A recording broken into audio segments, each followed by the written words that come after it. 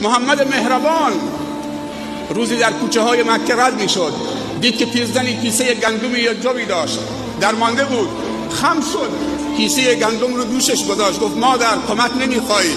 گفت پسرم که کمک به پیرا میکنه؟ گفت من. خم شد، کیسه رو کولش گذاشت، همپای پیرزن سال خورده رفت تا در خونهش، گفت پسرم همینجا بذار. گفت نه میارم داخل.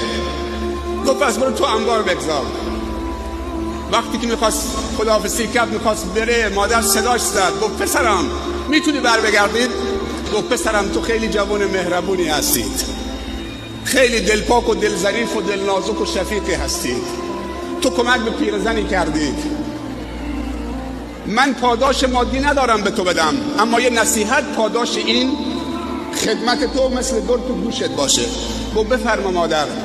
گفت چند سالی میشه که در شهر مکه مردی جادوگر و ساحر پیدا شده، اسمش محمد، جوانای دلپاکی مثل شما رو گمراه میکنه، برده ها رو بر علیه آقایانشون میشورانه.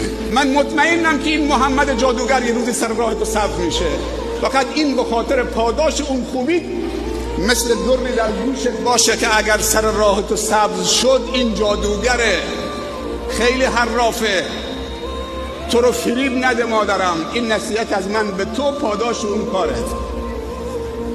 رسول الله صلی الله علیه و سلم مثل یک سرباز متواضع در مقابل ارشدش استوری ایستاده. بعد گفت مادرم صحبتات تمام شد؟ گفت بله پسرم، برو در پناه الله و هو العزا. گفت مادر این گوش تو بده من یه چیزی بهت بگم، من همون جوان محمدم، من همون جوان محمدم که تو در بارش داری صحبت میکنید. گفت اشهد ان لا اله الا الله و اشهد انک رسول الله. این اخلاق آسمانیه.